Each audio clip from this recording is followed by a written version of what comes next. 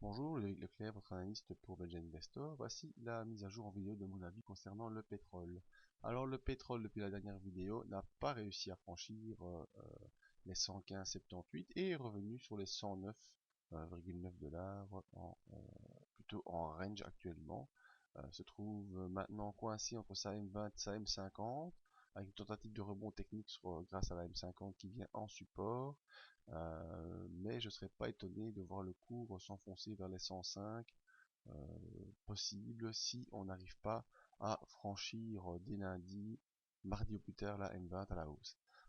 Donc on voit qu'il y a eu un rebond technique sur la M50, donc on a enfoncé la M50, on fait un rebond technique dessus, le lendemain on se positionne au-dessus, là on vient la tester, on n'en passe pas, là on fait au-dessus, en dessous, hop, rebond technique, on repasse, on rejoint la M20, mais là on n'arrive plus à poursuivre. Donc c'est vraiment actuellement un jeu technique qui se fait entre la M20 et M50, et il faudra surveiller la sortie par le haut ou par le bas de ce mouvement.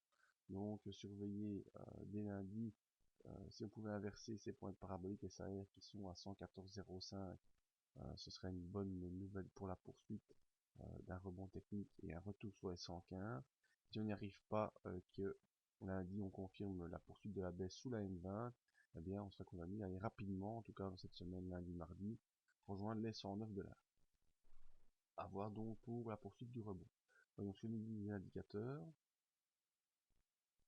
Alors on avait eu ici, hein, pour ceux qui ont suivi le signal pendant quand je l'ai dit, non croisement MACD suivi d'une grosse accélération, ça c'est le classique à ne pas rater. Non croisement MACD, accélération dans le sens du non croisement.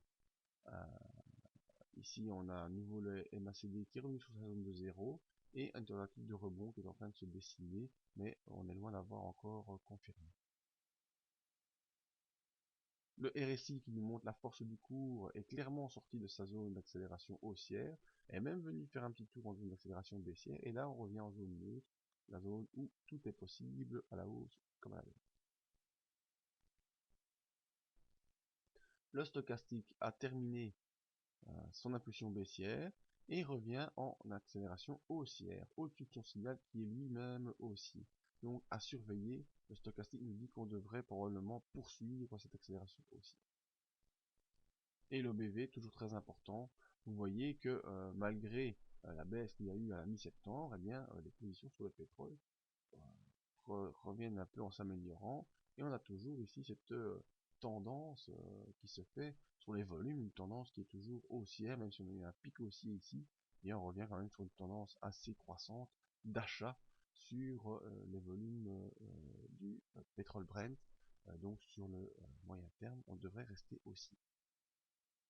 Maintenant, les niveaux à repérer, comme je vous l'ai dit, dès lundi, nous verrons plus clair avec cette M20. Si la M20 rejette le cours, on retrouvera probablement sur les 109 $. Et si la M20 laisse passer le cours et qu'on arrive à monter jusqu'à 114,05 en séance pour inverser la parabolique SAR et qu'on clôture également au-dessus de la M20, c'est-à-dire au-dessus des 112,72, il y a une bonne chance pour qu'on puisse rejoindre les 115,78 de manière assez rapide courant de la semaine. Donc voilà, je vous invite à venir sur le site pour voir les autres analyses d'indices matières premières et de Forex. Et je vous donne rendez-vous la semaine prochaine. Merci à tous.